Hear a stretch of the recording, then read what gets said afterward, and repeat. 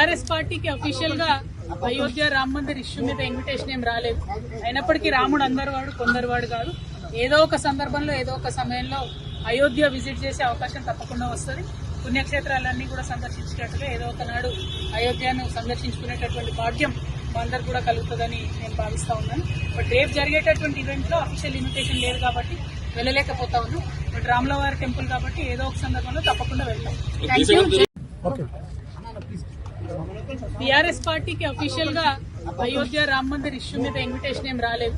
అయినప్పటికీ రాముడు అందరు వాడు కొందరు వాడు కాదు.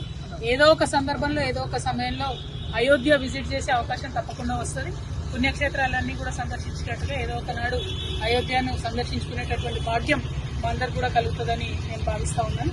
బట్ రేపు జరిగేటటువంటి ఈవెంట్ లో అఫీషియల్ ఇన్విటేషన్ లేదు కాబట్టి వెళ్ళలేకపోతా ఉన్నాం. బట్ రాములవారి టెంపుల్ కాబట్టి ఏదో ఒక సందర్భంలో తప్పకుండా వెళ్తాం. టీఆర్ఎస్ పార్టీకి అఫీషియల్ గా అయోధ్య రామ్ మందిర్ ఇష్యూ మీద ఇన్విటేషన్ ఏం రాలేదు. అయినప్పటికీ రాముడు అందరు వాడు కొందరు వాడు కాదు. ఏదో ఒక సందర్భంలో ఏదో ఒక సమయంలో అయోధ్య విజిట్ చేసే అవకాశం తప్పకుండా వస్తుంది.